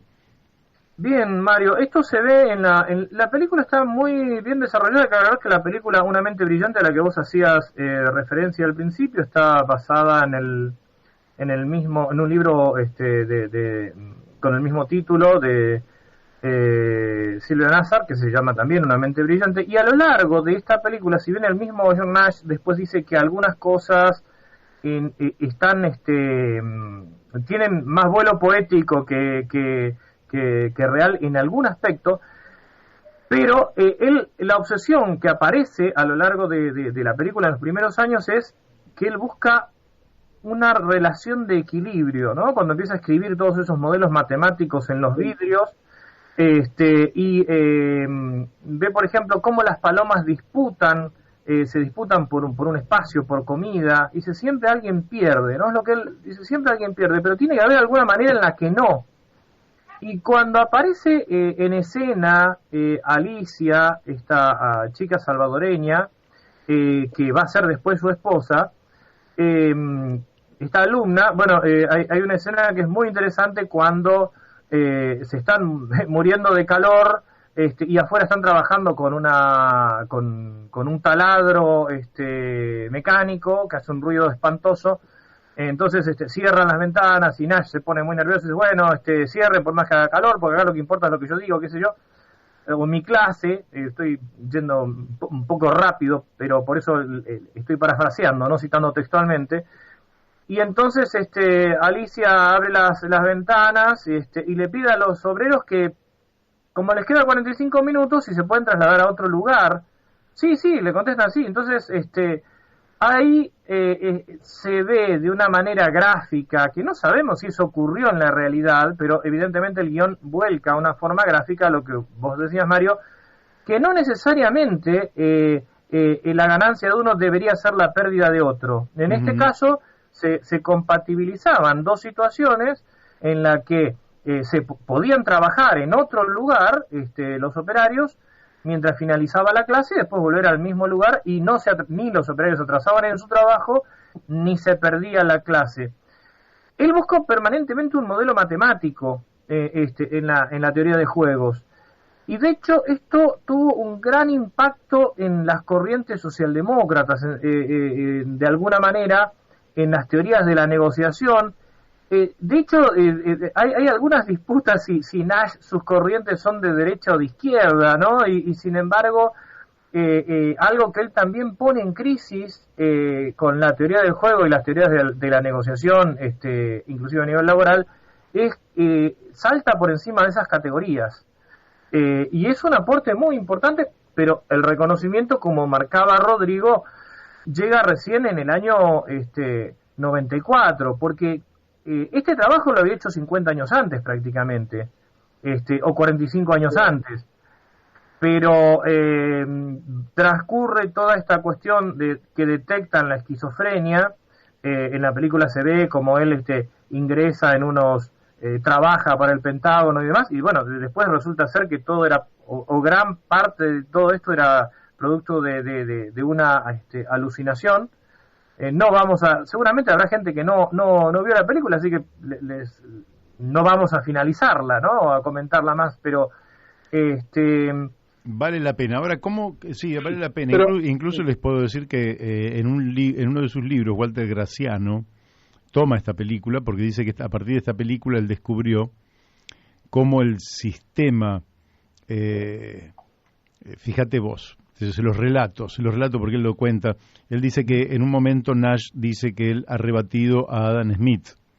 Y él se quedó, Walter Graziano se quedó impactado porque, claro, habían aprendido en la universidad Adam Smith y no sabían que había alguien que lo había rebatido. Pero no sabía si eso era un agregado del director de la película o realmente era algo fidedigno. Y finalmente investigó y realmente era cierto. Entonces se preguntó él, ¿por qué frente a esta novedad intelectual las universidades la omitían olímpicamente y seguían enseñando algo que ya se había demostrado como falso? Y descubrió que no es porque las universidades no lo supieran desde el punto de vista intelectual, sino porque las viejas ideas seguían sirviendo a los intereses financieros y de las grandes compañías de petróleo, que eran las que terminaban financiando universidades para generar un conocimiento falso, pero que servía a sus propios intereses. No sé si fui claro, porque traté de resumirlo y no quitarle más tiempo. Clarísimo, porque además esta es la gran disputa cuando hablamos de educación, cuando se habla de las universidades públicas y las privadas, ¿no? ¿A qué intereses defienden las privadas, a qué intereses las públicas? Y a qué responde cada uno, ¿no?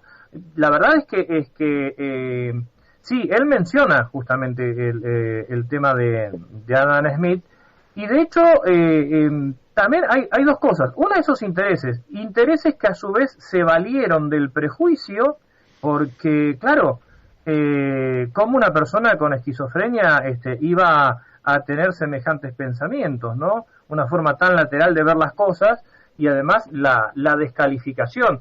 De hecho, en la película cuando aparece, cuando se le va a otorgar el premio Nobel, ahí claramente dice, bueno, cuando alguien recibe el premio Nobel se entera poco antes de recibirlo, o directamente si fue nominado y no lo recibió, pero a él lo van a entrevistar antes, no sea cosa que haga alguna locura en Estocolmo al momento de recibir el premio Nobel. Y es impresionante también ver de qué manera él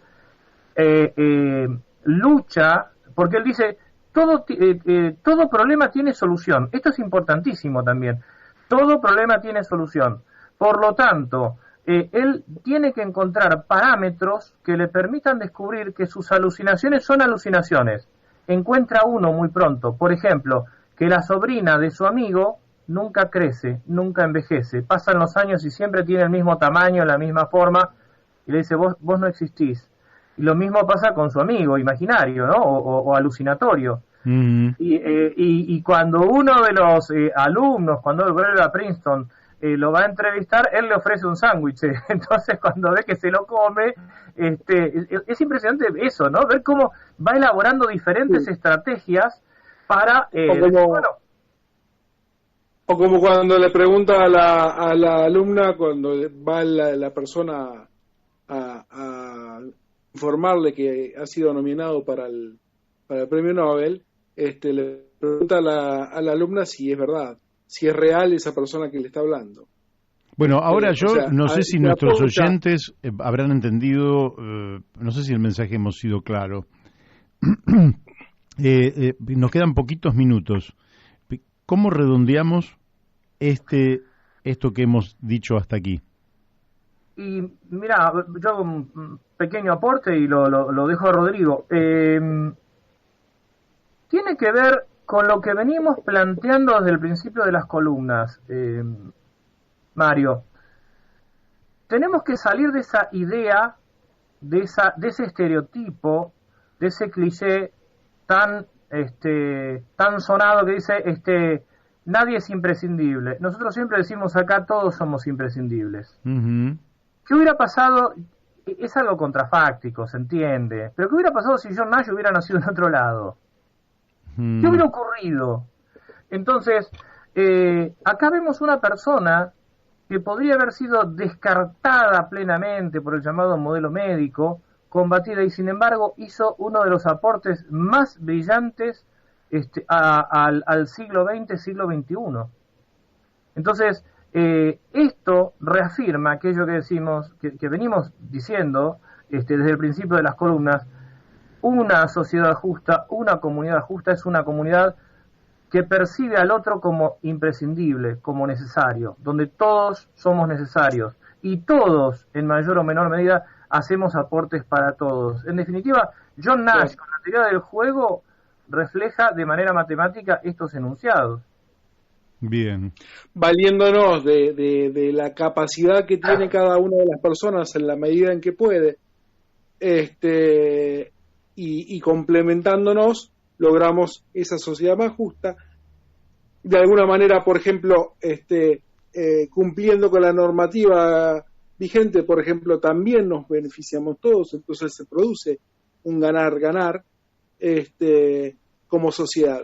Bien, creo que ese es el gran sentido de la idea del ganar-ganar, que en la medida en que sumamos esfuerzos y sumamos capacidades, ganamos todos. Correcto.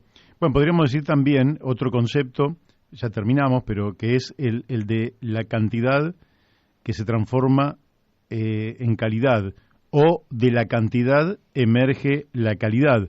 Nosotros, por ejemplo, tenemos muchos futbolistas porque en la Argentina mucha gente juega al fútbol, ¿verdad? De manera que, por ejemplo, los rusos tienen buenos ajedrecistas porque mucha gente juega al ajedrez. Y la Argentina tiene, desde hace mucho tiempo, ha tenido una cultura de marginar a los pobres, marginar a las personas con discapacidad, marginar, en fin, a pesar de que tenemos también en un país de inmigrantes que se han tratado de integrar y que todos participen colectivamente en la construcción del país, lamentablemente con el paso de los años, del tiempo, y sobre todo los últimos 45 años, la segregación, el apartheid, nos ha caracterizado, y por eso tenemos la mitad de la población por debajo de la línea de pobreza, y por eso tenemos 6 o 7 de cada 10 niños por debajo de la línea de pobreza. Y de esa manera pierden estos niños, pero perdemos todos. Y realmente si los recuperáramos, estaríamos ganando no solo ellos, sino que estaríamos ganando todos. Es una tristeza que este país no lo haya querido comprender, a pesar de que somos uno de los adalides de la justicia social, y de aquellos que han querido integrar a todos los sectores sociales realmente en la construcción de una nación que diera un buen vivir al 100% de sus habitantes. Cierren como ustedes quieran, porque el tiempo ya nos sobrepasó. Bueno, creo que vamos a convenir, Rodrigo, que un ejemplo del ganar es el ingreso básico universal. Estaba pensando en eso mientras Mario lo decía. Creo que queda claro que es que creo que es el principal un proyecto de una filosofía de ganar. Excelente. Bueno, nos vamos a encontrar el viernes que viene. Nos encontramos el viernes que viene, entonces, Mario. Con otro tema. Les mando un fuerte abrazo. Abrazo grande, Mario. Gracias. Bueno, hemos hablado con Carlos Matos y con Rodrigo Romera, en esta cosa de que a veces uno hace algo por el otro, pero no solo gana el otro, sino que gana uno también. O el otro hace algo por uno y ganamos también los dos. De esto se trata, por eso hay que, esmerarse y tratar que nuestra inteligencia vaya a la cumbre más alta. Estamos en contacto con... No, pero ya vamos a estar en contacto con el fiscal general de Tucumán, que nos ha traído justamente una información más que interesante que tiene que ver con un fallo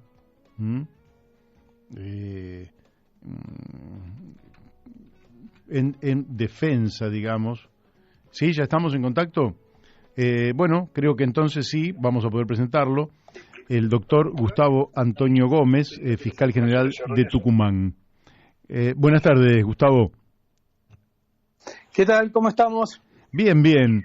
Bueno, hoy atraídos por este fallo que vos me enviaste, esta sentencia, que es muy interesante porque entiendo que además se enlaza tanto con lo que veníamos diciendo anteriormente, que después yo voy a tratar de hilar por qué entiendo que se engancha con lo anterior.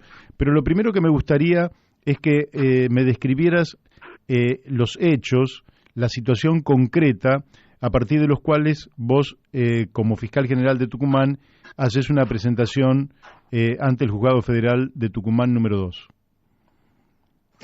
Bueno, a ver, de modo habitual, tanto los jueces de ejecución como los fiscales tratamos de visitar las cárceles y hablar con los detenidos o los presos, sea que estén condenados o sea que estén procesados, detenidos. Uh-huh. Hay una superpoblación de cárceles y comisarías que cada día que pasa es más desastrosa, cada día que pasa es más intolerante y cada día que pasa trae más preocupación a quienes ejercemos la magistratura. Una de las juezas de ejecución de la provincia de Tucumán me acerca una información sobre uno de los presos, o mejor dicho, 3 de los presos que están detenidos en Villa Urquiza, que es la cárcel central de Tucumán, en condiciones de salud realmente graves, incluso uno de ellos con un pronóstico de poder cortarle una de las piernas por la situación de infección que presentaba.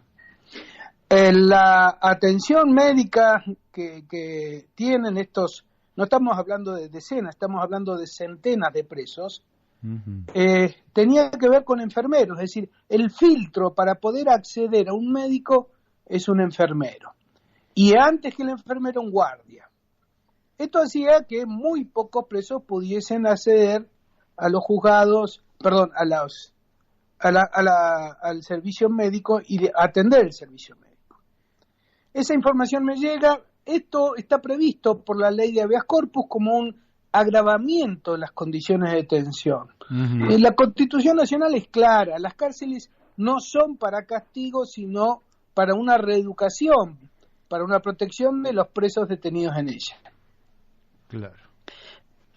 Nosotros hacemos el habeas corpus, tuvo un trámite largo, poco usual, el juez decidió investigar en profundidad cómo está el servicio de salud en esa unidad penitenciaria y finalmente toma la decisión de hacerme lugar el habeas corpus y trata de reordenar, aun cuando no es un administrador, no tiene un servicio médico, pero trata de reordenar la atención médica de los internos dentro de la cárcel. Sí. Ese es más o menos el resumen de los hechos, y la verdad es que lo que hace es reflejar una situación realmente preocupante, si vos querés, en todo el país, ¿no? En todas las cárceles de la República Argentina. Ahora lo que decís, lógicamente, no solo se da de bruces con la Constitución Nacional, sino también con el sentido común. Las cárceles no son para castigar a las personas que, en ese caso, saldrían de la prisión peores de lo que entraron, porque evidentemente de los castigos no salen buenas personas, sale el resentimiento, salen otras cuestiones, un desprecio por la vida. Ahora, las cárceles en la Argentina, vos que tenés experiencia, que las recorrés, porque muchas veces para la gente es una solución decir, a este tipo lo tienen que meter preso, ¿están sirviendo realmente? Lógicamente que me vas a decir hay casos y casos, pero ¿por qué no nos comentás en qué casos sí sirve y en qué casos no sirve? Ufa, es una pregunta muy interesante porque es toda una discusión en el campo académico, en el ámbito de las universidades. Vos, cuando vas a la Facultad de Derecho, cuando haces un posgrado en Derecho Penitenciario, te explican lo que el derecho, se investiga sobre lo que el derecho hace referencia en función de las personas detenidas en una cárcel. Pero la realidad va por otro lado. Los casos de recuperación no tienen nada que ver con lo que nos enseñan las universidades. Te voy a dar un ejemplo. A ver. Hay pabellones completos, pero pabellones completos, te estoy hablando más de 40, 60 y hasta 80, de presos condenados en su amplia mayoría, que están regenteados, que están controlados por un pastor evangélico.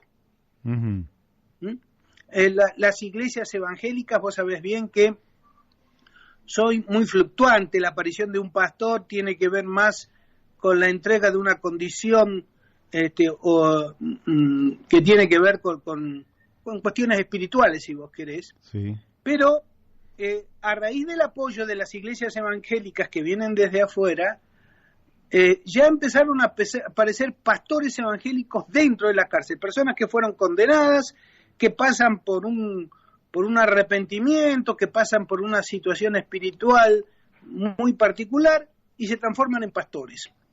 Esos pastores, a su vez, mantienen su iglesia, entre comillas, dentro de un pabellón determinado, en común acuerdo con la dirección penitenciaria, y a ese pabellón van a parar los presos que tengan una conducta aceptable, que reconozcan, ellos dicen, a Jesús como el Salvador, que se bañen en esa espiritualidad, y de esos pabellones la recuperación es muy buena. Bien. Es muy... cuando uno lo confronta con otro pabellón en la misma cárcel, etcétera, es asombroso ver la diferencia entre aquel que sale en libertad de un pabellón de estas características, nosotros llamamos pabellones evangélicos, con los que están en la calle común. Qué interesante. Esta es una mirada. La otra mirada, que es la que a mí me toca a veces como fiscal, tiene que ver con un instituto que es muy criticado por la gente, pero con el cual yo pretendo avanzar de a poco. Es la prisión domiciliaria. Hay muchas personas que han sido condenadas a prisión que, si vos la introducís dentro de ese sistema carcelario, lo que hace es agravar las condiciones de la imposibilidad de recuperarse y ser más útil para la sociedad. Porque la cárcel hoy por hoy no sirve para eso. Claro. Sí. En esos casos, te doy un ejemplo que tuve la semana pasada. Un hombre que vendía drogas dentro de un barrio muy complicado, una villa en la 9 de julio, que para entrar a veces tenés que tener, como dicen en la jerga, varias puñaladas de ventaja. Cuando vos entrás a esos barrios, es muy complicado y hay una suerte de jefes o dealers que son los que venden el estupefaciente, etcétera. A mí me tocó un caso donde atrapamos un dealer que ya tenía una condena anterior y que en el marco de esa condena anterior había hecho una serie de alianzas dentro de la cárcel con otros narcos y había salido, porque tenía una pena de 4 o 5 años, y había salido fortalecido en su liderazgo. Cuando nosotros los detenemos por segunda vez y cuando se hace un procedimiento por segunda vez, ya tenía una capacidad. Nunca andan más con 150 gramos, 200 gramos encima, repartidos en bagullitos como para que si lo agarran digan, no, es para consumo personal, salgo en libertad. Hasta eso se preparan. Y cuando sale en libertad, lo atrapamos, cuando sale a vender droga, lo atrapamos, se hace un procedimiento muy complicado, llega el momento de la acusación y dictar sentencia, y yo le pido 6 años de prisión. Para la cantidad de droga que llevaba en ese momento fue muy escandaloso, pero porque 6 años, de 6 a 8 años, estamos hablando de alguien que lleva kilos dentro de lo que es la medida de las penas de prisión en función de la cantidad de droga. Pero yo lo que hago es pedir a la persona que si la acepta ella, necesito el consentimiento del acusado, sea llevado a una prisión en un domicilio lejos del barrio donde él ejercía el comercio, y si es posible en otra ciudad. Por cierto que el hombre, antes de estar en una cárcel, trata de obtener la posibilidad de ir a otro lugar, y si lo consigue, le ofrecemos además, es decir, se le pone una pulsera, una tobillera, para que no pueda salir en esos 6 años de ese domicilio, y se le ofrece la posibilidad de una asistencia domiciliaria donde él se hace cargo de la alimentación, porque tiene posibilidades económicas de hacerlo, porque tiene familiares que se lo van a proveer, tiene la posibilidad de acceder al servicio médico provincial gratuito de los hospitales, porque cada vez que necesita ir a un hospital puede pedir al juzgado, el juzgado dispone de un policía que lo acompaña, y además tiene la posibilidad de aprender un oficio, de aprender, de capacitarse en su propio domicilio, especialmente, por ejemplo, aquellos que no han terminado la escuela secundaria o incluso aquellos que quieren ir a la universidad. Estos dos estilos, sea el que te cuento de la prisión domiciliaria, que no son muchos, sea el que está en condiciones dentro de un pabellón evangélico, nos dan un muy buen resultado. Todo lo contrario de aquellos que tenemos en comisarías recontra superpobladas. En Tucumán han prendido fuego y han muerto cantidad de personas dentro de comisarías superpobladas. Me parece que esa es una diferencia a tu pregunta. Bien, bien. Ahora, los presos, la gente que está en prisión, ¿por qué hay tanto presos sin condena firme? Porque esa es la otra gran desgracia que tiene nuestro sistema de administración de justicia.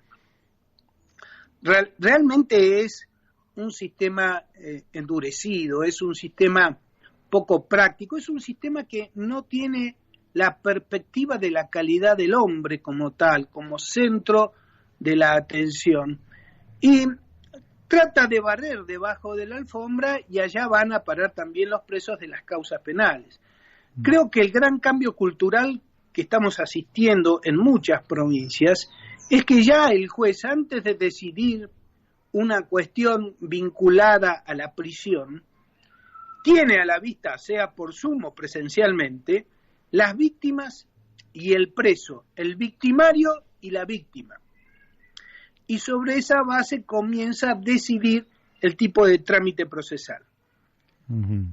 Las sentencias de condena demoran mucho tiempo porque para tenerla como tal es necesario que sea confirmada por la Corte Suprema de Justicia de la Nación, lo que es una barbaridad si es que atendemos a que la Corte Suprema tenga que ocuparse de toda la sentencia de condena y no exclusivamente de aquellas que pintan, de aquellas sentencias de condena, digo, que pintan como horrorosas, como sentencias írritas, como sentencias arbitrarias. Entonces, hasta que no hay un rechazo de los recursos extraordinarios o hasta que no hay una decisión de la Corte Suprema, los procesados siguen siendo procesados y no condenados.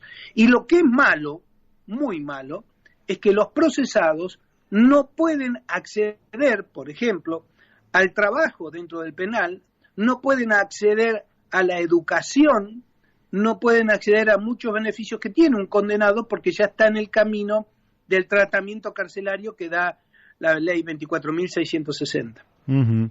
La última que te hago, ¿conoces algún país donde realmente hayan sido innovadores en este tema y sus cárceles funcionen de una manera bien distinta a la nuestra?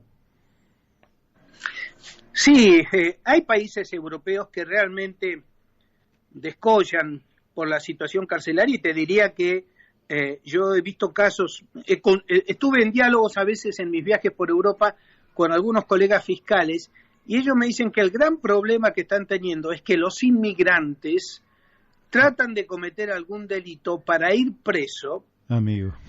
No se tratan de hechos de sangre habitualmente, pero tratan de cometer algún delito para ir preso porque están mucho mejor en un sistema carcelario que los capacita, los educa, la educación, y aun cuando después de que cumplen la condena lo expulsan del país, tienen la posibilidad de volver o de ingresar de vuelta a su país con una capacitación y una educación distinta, con alimentación distinta, etcétera. Me contaba incluso de que hay presos, hay inmigrantes que ingresaron ilegalmente y que tratan de cometer algún delito porque dentro del sistema carcelario tienen tratamientos para sus situaciones de salud que son muchas veces graves y que no reciben atención adecuada, sea en los países del Asia Menor, como Siria, como Irak, etcétera, que es donde, o como África mismo, ¿no? Claro. Qué bárbaro, qué bárbaro. Bueno, siempre nos ilustrás con tus conocimientos, con tu experiencia, así que te vamos a seguir molestando en poco tiempo más, Gustavo. Yo te agradezco que vos difundas estas sentencias que salen de acá, desde el norte argentino, porque sos uno de los pocos medios de Buenos Aires y del Gran Buenos Aires que da esta información a veces tan ignorada, ¿no? Yo espero que ahora que exportamos un jefe de gabinete desde Tucumán, capaz que se comienzan a preocupar mucho más allí de lo que nos pasa en nuestra realidad vernácula. Ustedes lo exportaron y acá lo importamos, así que vamos a ver si es una buena importación o no. Dentro de un tiempo lo hablamos. Ok, nos vemos, Mario, hasta luego. Un fuerte abrazo, muchas gracias. Bueno, ustedes lo han escuchado, el fiscal general de Tucumán, Gustavo Antonio Gómez.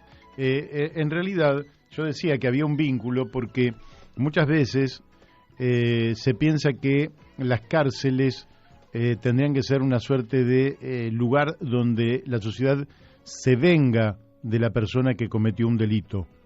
Y esto, lógicamente, transitó a lo largo de muchos siglos en muchos países y habrá gente que sabe infinitamente más que yo sobre esta materia, pero el ojo por ojo, diente por diente, es una cuestión de que, bueno, el que las hace las paga, y con esto en general lo que se generó fueron círculos viciosos donde una respuesta agrega otra respuesta, otra, y así se va empeorando absolutamente todo. Lógicamente que lo ideal sería tener una sociedad donde no se cometieran delitos y donde las condiciones materiales de existencia, sociales, culturales, espirituales, llevaran a que la gente no cometiera delitos y entonces viviríamos casi en una sociedad ideal. Pero estamos muy lejos, sobre todo en la Argentina, de vivir en una sociedad ideal, de manera tal que se cometen delitos, y los delitos muchas veces se cometen. Hoy estaba viendo, por ejemplo, por una discusión que hubo, una persona agredió a un hombre de 52 a uno de 46, y lo golpeó tan duramente que la víctima perdió un ojo, y lógicamente la otra persona fue presa. Pero ahí no se podría hablar de ingredientes sociales, económicos, vaya a saber si la pandemia tiene algo que ver con todo eso, pero siempre en las sociedades se cometen delitos. Frente a estos delitos, entonces, el sistema tiene que tener una reacción, y esa reacción tiene que ser de manera tal que la penalización caiga sobre la persona que comete el delito. No puede haber delito e impunidad. Si hay delito, tiene que haber castigo. Esto es así. Pero ese castigo, lo que no tiene que devenir es que las condiciones se empeoren, que es lo que muchas veces ocurre. Ese castigo tiene que devenir en que las cosas mejoren, para que no vuelva a ocurrir, para que las cosas no se agraven. Sabemos positivamente, lo vemos incluso en otros países, donde las cárceles tienen, primero, cuando llegan sectores vinculados al crimen organizado, sectores vinculados al narcotráfico, sectores con fuerte poder económico, lo primero que hacen es reorganizar el sistema penitenciario en función del financiamiento que ellos van a tener, de manera que los propios carceleros van a tener la dicha de tener un sobresueldo, quizás más alto que el sueldo que le paga el Estado por parte del narcotraficante, de manera que van a ser muy contemplativos con esta gente. Luego esta gente va a organizar su propio círculo allí adentro de la cárcel. De la cárcel van a tener comunicaciones con el exterior, y sabemos, porque también se da en la Argentina, que muchas veces el crimen organizado es dirigido desde las propias cárceles. Entonces, claro, lejos de haber resuelto un problema, el problema termina agravándose. Estos no son temas sencillos. Ojalá fueran temas sencillos, porque ya habrían sido resueltos. Son temas absolutamente complejos, y por eso también es importante entender que no todos los casos son iguales. Es decir, y aquí está el arte del sistema judicial y también del sistema penitenciario, el arte y la ética de estos sistemas, para poder tratar a cada individuo que ha cometido un delito de una manera distinta, conforme el delito. Y ya no es solo la penalización, es decir, cuantificar cuántos años va a estar detenido conforme el delito que haya cometido, sino también el tratamiento al cual va a ser sometido esa persona, porque no es lo mismo un caso que otro caso. Y en todos los casos lo que sí se busca es tratar de recuperar a esas personas para que puedan convivir en la sociedad. De hecho, en la Argentina creo que, salvo Robledo Puch, no hay casos de cadena perpetua que se mantenga a lo largo de toda la vida. En algún momento me parece que también lo vamos a conversar con el amigo fiscal general de Tucumán, que para nosotros es una fuente de conocimientos, de lucidez extraordinaria, que además, como está en la acción, nos permite tener el pulso de la realidad concreta. Pero creo que, salvo el caso de Robledo Puch, no hay casos donde la condena se prorrogue a lo largo del tiempo, de manera que todo preso en algún momento va a volver a la sociedad. Y cómo el sistema penitenciario lo devuelva a la sociedad es parte de o ganamos o perdemos. Y de lo que se trata es de que ganemos todos, que gane esa persona porque va a salir mejor, porque va a poder construir una vida distinta cuando salga y porque de esa manera ganemos toda la sociedad, o que salga peor y entonces la cárcel, lejos de haber sido el lugar de reeducación, de resocialización de la persona, termina siendo un posgrado del delito, es decir, entró sabiendo algunas cosas del delito y sale como si saliera de una universidad pública sabiendo sobre el delito mucho más de lo que sabía cuando entró, multiplicando sus contactos, multiplicando sus artes delictivas, multiplicando los formatos a partir de los cuales el delito se desarrolla, y entonces, evidentemente, no hemos ganado nada. Hemos metido a una persona en prisión y hemos perdido. Por eso es justamente estos sistemas se tienen que ir desarrollando a lo largo del tiempo, con mucha gente, con jueces, con fiscales, con policías, con personal del sistema penitenciario, de manera tal que en conjunto conformen un sistema que logre detectar el delito, logre detenerlo, logre juzgarlo para que no haya impunidad, logre llevarlo a prisión o buscar alguna que otra variante y tratar de que después de ese proceso la persona mejore para mejorar toda la sociedad. Es realmente un tema apasionante y espero contar en no mucho tiempo con algún columnista que podamos hablar sobre todo el tema que tiene que ver con el tema seguridad, etcétera, etcétera. En un país donde, bueno, ustedes lo saben, lo sé yo, lo voy a reiterar, donde en los sistemas de seguridad no se puede confiar demasiado. No se puede confiar demasiado. Es un problema que lo sufrimos todos. Yo ya lo he relatado cuando me robaron el coche y se robaron otros coches más, porque uno después se va enterando de que a otros vecinos le robaron el coche y uno dice, ¿cómo puede ser que en un barrio roben tantos coches? ¿A dónde van esos coches? ¿Cómo puede ser que nadie lo vea? ¿Cómo puede ser que vayan a un desarmadero y nadie sepa dónde está el desarmadero? ¿Cómo puede ser que salgan las piezas de ese desarmadero, vayan al sistema de comercialización? ¿Cómo puede ser que el sistema de comercialización, que todos lo conocen, la policía, los investigadores, los fiscales, no investiguen y entonces lo detecten? ¿Dónde va ese dinero en negro en última instancia? Bueno, y uno entonces sabe que todo eso no puede ocurrir si el sistema encargado de que no ocurra no fuera parte. Entonces sabemos, sí, es parte. Sí, es parte. Hay por lo menos una franja de la policía que es parte del crimen organizado.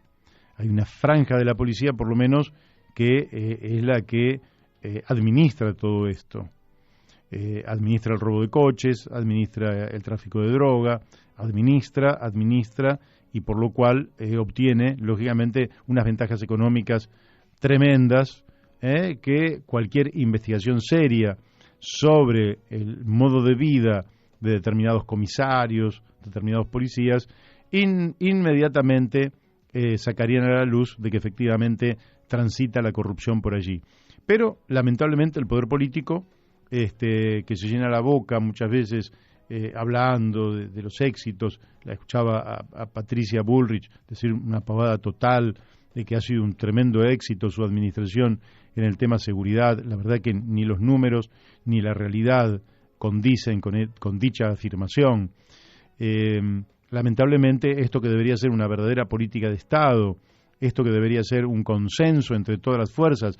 ¿Por qué? Porque hay temas que son debatibles, hay temas que se pueden tener opiniones distintas, pero aquello que tiene que ver con la defensa de la vida y de los bienes para la vida, que son propiedad de las personas, de las familias, de las empresas, etcétera, esto debería estar fuera de discusión.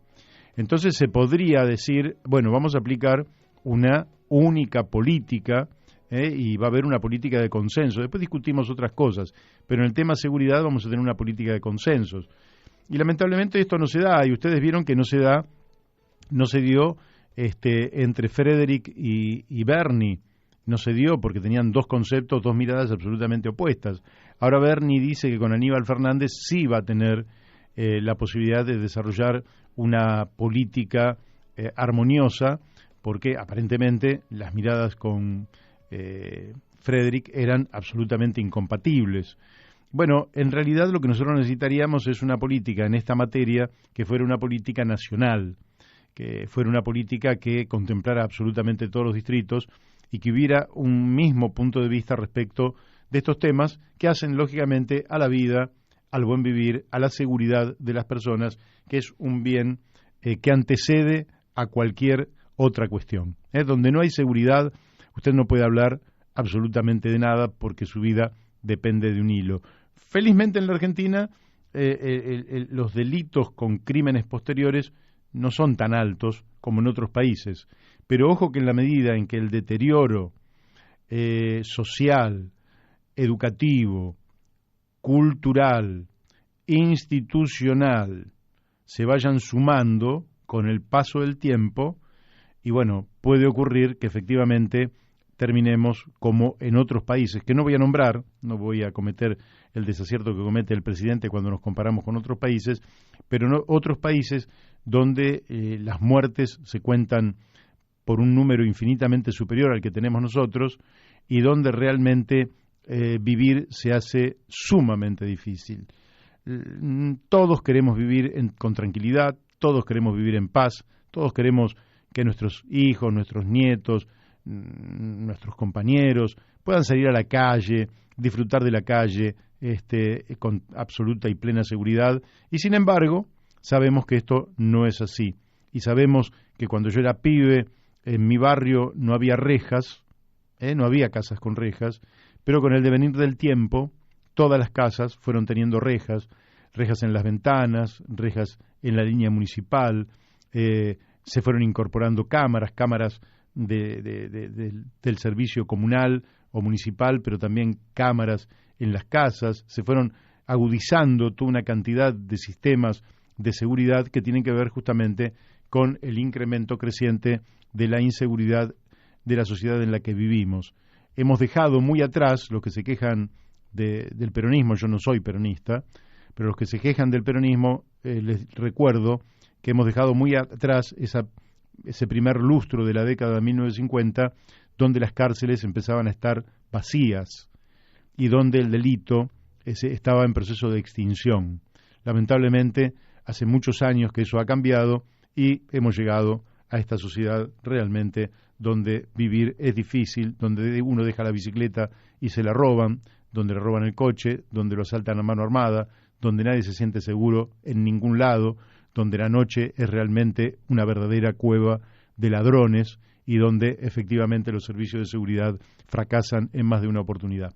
Aquí vamos a cerrar este fin de semana y nos vamos a volver a encontrar el lunes próximo a las 12 del mediodía. El lunes próximo vamos a tener dos hombres, entre otros, Juan Manuel Cachi Casela, un dirigente histórico de la Unión Cívica Radical, que fue diputado nacional, ministro de Trabajo de Raúl Alfonsín, que fue candidato a gobernador en la provincia de Buenos Aires, candidato a vicepresidente de Angelos allá por 1989, un analista muy agudo de la realidad, va a estar aquí en este programa. Y también lo vamos a tener Alfredo Abelín, con quien vamos a estar hablando de cuestiones de límites de la Argentina, que tienen que ver con la soberanía territorial y la integridad territorial de la República Argentina. Por tanto, los espero el lunes próximo aquí en Radio La Luna AM 1140 a las 12 del mediodía. Les deseo que pase un feliz y hermoso fin de semana y ahora no se vaya de la radio, quédese en Independiente Rey de Copas con Oscar Algañarás. Chau, hasta el lunes.